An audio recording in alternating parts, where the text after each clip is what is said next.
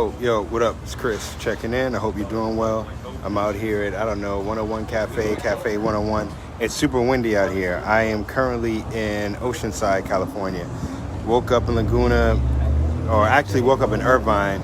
Went out last night. Nothing is popping. Everything closes at 12 or 12:30 in Irvine. The Spectrum Center, they have all these bars, all these restaurants. Everything closed by 12:30.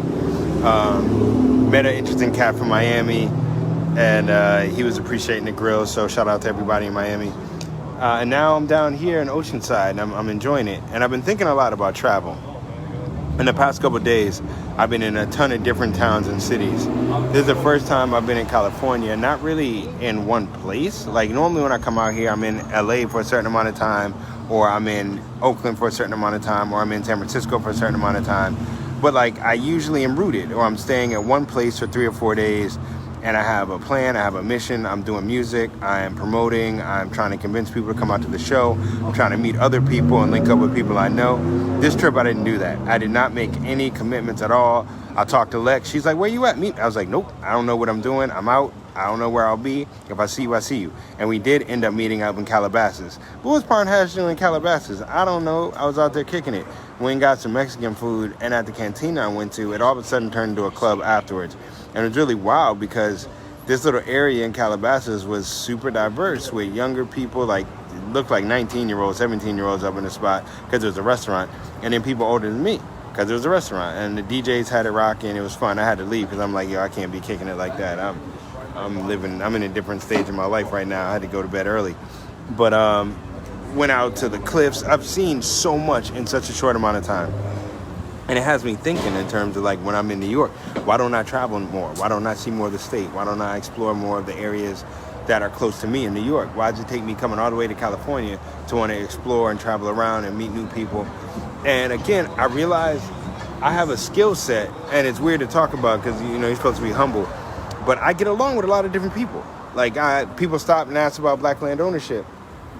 And one dude then started telling me like, yo, you need to holler and find out more about Bureau of Land Management and how you can work with them to get land at a lower cost as long as you improve on it. And it's actually, they open up land frequently to people in mining or people that are in major like industries in terms of oil and gas and things of that nature, energy, but individuals are able to do that. And so it's like send me on another mission. And this is a cat who had started with like, yo, what's a sweatshirt about? And whenever people ask me what's a sweatshirt about, I never know which way it's going to go. I never know if they're going to be like, yo, I support black land ownership, or I just want to know more about it, or if they're going to try to tell me I'm racist. So one thing I want to make very, very, very clear, the racism conduit or circuit or how it works, people got the confused definitions. People want to say racism is one person not liking another race. You got to contextualize everything. So in America, there's never been a time where black people ran the Supreme Court and made whiteness illegal. In America, there was never a time where there were more black senators than anyone else, and they said every other culture were animals. So it's not a two-way street of racism in America. All right, and when you want to talk about hegemony and power and worldwide, can other people be racist? Of course. There are areas where you go to Nigeria, it's all Africans that run stuff. So you move there from another country. All right, but that's not what we're talking about. We're talking about in America. And what I remember is I get along with mad people, so no matter where I am, I can be in Laguna, I can be in, where did I end up going? Out to Redondo Beach, I can be up in Malibu, and I'm going to meet people and get along with them, and I'm going to build. And so we had some little road stop crystal shop, and they got huge literally $40,000 crystals. You know what I'm saying? And they got huge $15,000 crystals, and I'm talking to dude up there, and he's encouraging black land ownership. And he was like, you can protest and do that, but keep in mind, we already won. The government owes us certain things, and we need to get it from them. Now, when he said we, I assume he meant like the people that aren't huge, kind of like capitalists, like people that don't have a lot of land. And the commonality of how we define we is something to think about. How often are you talking to somebody and it's the in-group, out-group? But is that in-group, out-group based on male, female, black, white, trans, queer, whatever it might be? Is it tall, short? Is it love, not love? Is it Christian, Muslim, Buddhist? How do you define your in-group and your out-group? And people see me and they say, oh, you wearing black land ownership, you must define your in-group by blackness. or you look at the world with too many lenses of blackness, instead of realizing like, yo, I am intergalactic energy in the form of a human, and other people told me I was black. I was little and I was in an all black neighborhood and I was in an all black church and I was around everyone that was like me. And no one said that I was different or weird. It wasn't until I went to a white school where people were like, why is your hair different? Why is your skin different? It was like, no, I'm not different. I'm just human. And in talking to more and more people, they're like, yo, the more you talk about race, the more you ingrain and perpetuate racism. And it's like, that is not how it works. I'm not the one perpetuating racism, okay? I don't have the power to do that. I don't own Disney. I don't own ABC. I don't own NBC. I don't have any power in the government. If anything, I am trying to dismantle racism by addressing the reality of what is. As a person that had a serious medical condition, you know what doesn't stop it? Is ignoring it. All right? What you have to do is identify the problem, diagnose the problem, create a plan of action, take action, and be disciplined. And you maybe address the issue. And people will say, well, humans have always been killing each other and fighting each other. That's not true. Why do you believe that? I've gotten into so many conversations recently where people repeat what they've been told, never researched it, never read about it. And so if you want to have conversations about racism or blackness, please read some black scholars. Not just one, not just two, but a bunch of them. Because there are going to be various opinions. It's not monolithic. So that leads me to critical race theory. And people are afraid, like, well, if we teach that, won't we be making white people feel bad? Won't we be making people address themselves? That's what needs to happen. Now, I know as a white person or as a non-black person, you might want to never address that. You might want to go through life and say, we're all human. That's what I want. Literally, that's all I've wanted my entire life, is to even go past we're all human, but we are all just celestial beings in physical form. But people want to tell me your hair is different. People want to follow me around the store. The police want to come up. When I call the police because someone got their car broken into, they want to get out with their hands on their gun and looking at me like, are you the criminal? So I want everyone to just be human. I long for the day where we just enjoy each other as humans. That's part of the mission. But I know right now, if you want to buy land, I know right now, if you want to get a mortgage, I know right now, if you want to get into college, I know where we are now, how you look affects that stuff. And someone said, well, how can something not real have such a real effect on the world? And we can look at anxiety versus fear. Fear, a snake comes out that's poisonous and might bite you, be afraid of it. It could kill you. You know what I'm saying? Like if you're about to cross the street and there's a big 18-wheeler, you get afraid, fight or flight. Your amygdala kicks in. That's fear.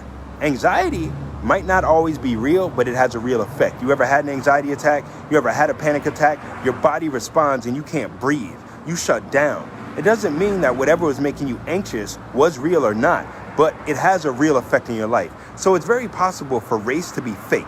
It is totally possible to say there is no gene for race. There are gene and phenotypical expressions of darker skin, darker eyes, curlier hair, but they're dark-skinned people from the subcontinent of India. You don't say they black.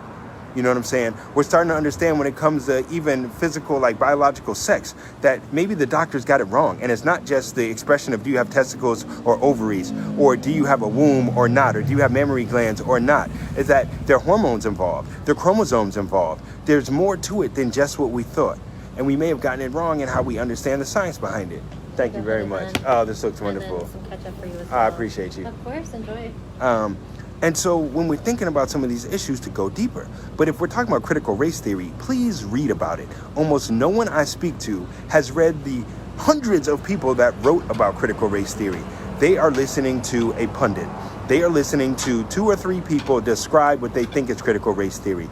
Do you understand critical theory? Before we even get into critical race theory, do you have any idea of what postmodernist theory is, how we look at hegemony, and what happened when we took the Marxist and the kind of materialist analysis and said, why don't we reduce things to capital? Why don't we reduce things to wealth? Because right now there are a lot of, especially out here in California with the Democratic Socialist Party, where they want to reduce everything to kind of wealth and saying we can't focus on race, we have to focus on wealth.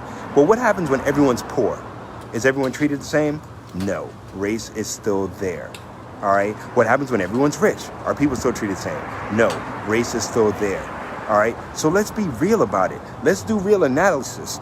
And when people talk to you about it, What other group is allowed to not describe themselves? So if I want to know something about the Indian American experience, like from India, is it black people that write the book on people from India? No, it's people from India get to self-describe. Is it, if I want to understand Jewish American culture, I want to understand what it's like to be Hasid in New York, if I want to understand the Orthodox community, is it black people that own the magazines that tell you about Jewish experience? Hell no. Is it, if I want to understand Mormonism, do I let Baptist people tell me what Mormonism is? But how come with black folks, we supposed to listen to everyone else describe our experience? That doesn't make sense. And you have to recognize that within our experience, it's not monolithic. So it might be confusing to an outsider. So that means you got to research, you got to go deeper. So when we talk about critical race theory or we talk about what's going on, don't listen to Mike Pence. Don't listen to the two black people that are on a white-owned news station. Go research, go look and read people who didn't go to white universities or who don't work at Columbia or Stanford, who don't work at Harvard, but who worked at Howard. And then go look at the people who went to Morehouse. Then go look at the people that went to Grambling and the people that went to Florida A&M and the people that went to Prairie View. And then, you see what I'm saying? There's so much out there in terms of information. Don't believe the hype, all right? And travel. I'm looking at the ocean for 3 days straight. It's been so beautiful. I was up in the cliffs. I climbed down the cliff. I overcame my fear of heights. I've been at the beachfront. I went and talked to the homie. He got the "Don't Tread on Me" sign. So normally I should be afraid of him. But his wife was telling me about succulents and the different cactus that you can grow and put in your yard as ground cover. Now, does it mean me and that person are going to be best friends forever? Probably not. I'll probably never see this woman again. But she put me on the game. When I was talking to the guy out near the crystal shop, he put me on the game. Do I know if he even had talked to a black person in the previous week? I don't know. Sorry, people calling me. But it's not about that. And when we think about critical race theory, you think about assessing the world, it's not to say, well, then I'm at a loss. I've had a beautiful life. I do not feel limited at all. I can do whatever I want. I've been over to Syria. I've been to Lebanon. I've been to Croatia. I've been to Austria, Denmark, Sweden. I've been in over 30 states in this country. Can't nothing stop me. I'm from a hip hop background. Can't stop, won't stop. That's what hip hop's about. You can't stop the prophet. That's what hip hop's about. I'm unflappable. That's what hip hop's about. But I can also call out racism and say, yo, other people don't deserve to deal with some of the shit I had to deal with, what my grandparents had to deal with people that had to deal with it 100 years ago. And folks will be like, well, that was 100 years ago. You don't get to dictate when it's over, when we can forget. Other cultures are able to say, never forget. And that's all I'm saying. But it's love. It's not to say that white people are bad because you address the bad history. What it is saying right now, the schools have been teaching lies for 150 years, 80 years. We got to correct that. We got to balance that. We got to give other perspectives. If people can teach creationism in school as an idea, not as truth, but as a thing of, well, there are people that believe in this, maybe they could talk about critical race theory. And people are turning the lens the wrong way. All right, sorry. I don't know what happened. Whenever it gets real, my camera cuts off.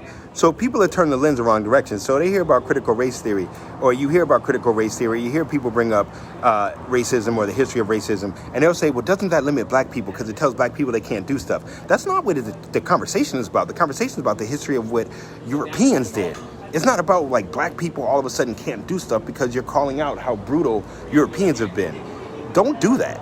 If you say that black people have been withheld from having access to education or wealth or land, it's not to say that then we can't. It's to say that the European folks and the colonists need to check themselves. They need to stop imposing themselves into every conversation. I don't know any other scenario where people who know nothing get to talk so much. You got all these people that don't know anything about blackness and talk all the time. Turn the lens the other way and learn about your own culture. Learn about what you've done to contribute. And it doesn't mean you're a bad person. I can learn about the history of sexism without saying I'm the worst man in the world. What I can say is, are there ways that I benefit in being man? Are there ways in which I might perpetuate sexism without trying? Is there a momentum or inertia that I have to overcome in the sense of stopping certain elements of institutional sexism and to move myself into a place of humanism? How do we rehumanize? So keep that in mind. When people are talking about race, it's not to say you're a bad person or your family's bad or white people or Asian people or Mexican people are bad. It's to say we are all human, but we have been misled. We have been miseducated. We have been told falsehoods about blackness and about people of African descent. And we have to work to combat that. I'm just getting organized, sweetie. Nah, it's all good. You're good. We're open till 8, so you have all the Thank you. Sorry, I do these Facebook Lives, and it's just, Seriously, don't even worry about it. Okay. It's for me, I just like to be organized, that's all. Appreciate it. Of course. All right. And so the idea is to rehumanize. And so by recognizing the dehumanization and the process of how people of African descent have been dehumanized worldwide, then it rehumanizes everybody. Because the people of European descent that benefit from the racism, they don't always know they're benefiting, and they want to say, well, I worked hard, why can't black people? It's not saying you didn't work hard. And by admitting racism, it doesn't mean that you were given something you don't deserve. But it helps you understand why black people aren't in the same spaces as you. When people say, well, where I grew up, I was told you work hard, and you think I wasn't told that? How many black people get told you got to work harder than everybody? But it doesn't mean when you send in your application and they see Jamal Muhammad that you're going to get the same job as John Smith. That's institutional racism. And people don't want to talk about that. People want to say, well, I worked hard, and if you do, then you can have everything I had. What happens is when you walked in the bank and you saw somebody that looked like you, they were like, yeah, without trying, I want to support what you're doing. And then when I walk in the bank, they're like, ooh, I might be uncomfortable. Ooh, I don't know how to handle this. I've heard black people are. You know what I'm saying? And so don't go for the okey-doke. If you out here and you're trying to be a good person and people bring up race, class, gender, sexuality, whatever it might be, have the conversation, learn more. Go read some books by the people who live the experience. If you never read no books by black people, don't talk to me about blackness. I mean, you're allowed to talk, you're allowed to have an opinion. But when I give you statistics, don't argue because you don't know the statistics. Don't tell me, well, maybe.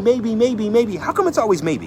What about Occam's razor? Now, see, I understand the philosophy and the history of Europeans. Occam's razor, sometimes it's the most simple answer. It's you in a room with 400 people, only 5 people are black, and someone says, why aren't there more black people here? Well, maybe black people don't want to be here. No, maybe white people kept them out. Simple answer.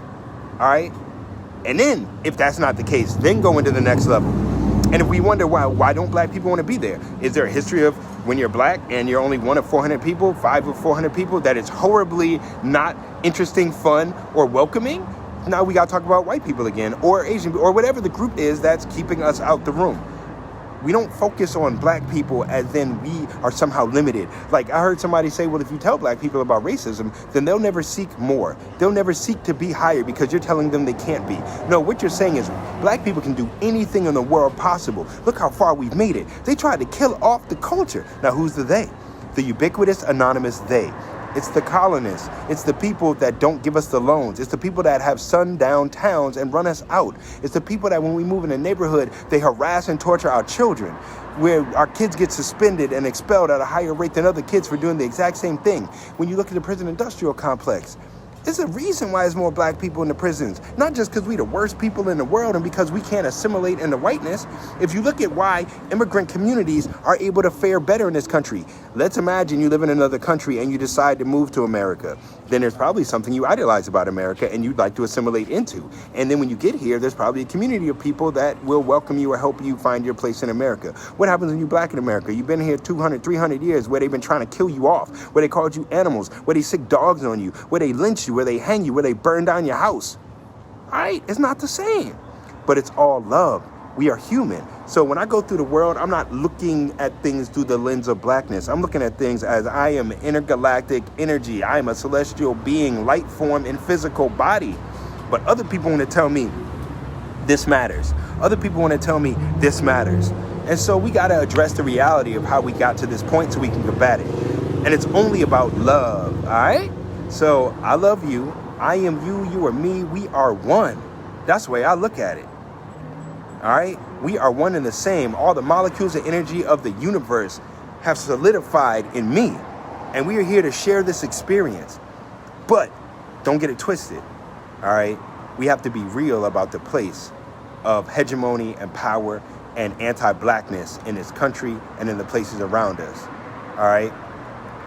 And you know what it is. By just being myself, I inspire fear in people. And it's weird. I heard some people talking where one of my homies, who isn't really my homie anymore because we got in a big argument, he was dismissing the truth of transness. And then when I was like, we sound like a clown. He was like, well, don't call me something I'm not. Well, you calling that trans person against their name. You won't let them self-name. But then when I say you sound like a clown, I'm disrespectful. Funny. Or I saw this lady, she's walking her dog and she's like, people are so afraid of my dogs, it offends me. My dogs aren't. But then when a black person's like, yo, folks be afraid of me and I didn't do anything. Well, maybe it's not that. Maybe you should. How come you can't have as much sympathy or empathy for me as you do for your dog? What does that mean? All right? How is it off some Dunning-Kruger effect, where people that don't know anything about the history of race in the country won't believe the black man that studied it for a decade, for 20 years, who lived it for 40 years, but your opinion somehow is supposed to be more informed than what? So just let it simmer, and it's all love. All right, enjoy yourself. I'm out here in Cali. You see the sun is shining? You see what's popping out here? You see that palm tree? I've been down at the beach. It's only love. I'm about to eat this burger. All right, you enjoy yourself.